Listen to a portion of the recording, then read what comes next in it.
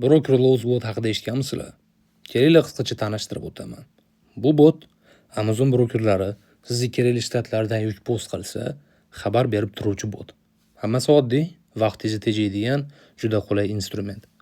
Keling endi qanday ishlashini ko'rsatib o'taman. Open Dashboard tugmasini bossangiz, web ilova ochiladi va bu yerda siz hamma shtatlarning ro'yxatini ko'rishingiz mumkin. O'zingiz kerakli shtatlarni belgilaysiz. Amazon brokerlari o'sha shtatlardan yuk post qilsa, bot sizga xabar yuboradi. Qo'shimcha funksiyalardan biri bu loadboard.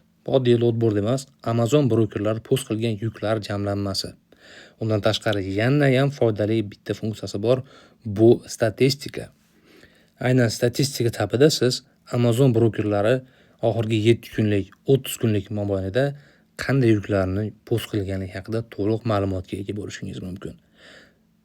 Qarang, bu yerda qaysi kunlari qanday yuk post qilingan, qaysi vaqt oralig'ida brokerlar aktivroq bo'lgan, qaysi kunlar aktiv kunlar bo'lgan, qaysi shtatlardan ko'p yuk chiqqan, qaysi shtatga ko'proq yuklar ketgan va hokazo. Shunga o'xshash ma'lumotlarni topishingiz mumkin. Telegramdan Broker Lowe's bot deb qidiring, foydalaning. Albatta, bu siz uchun yengillik beradi.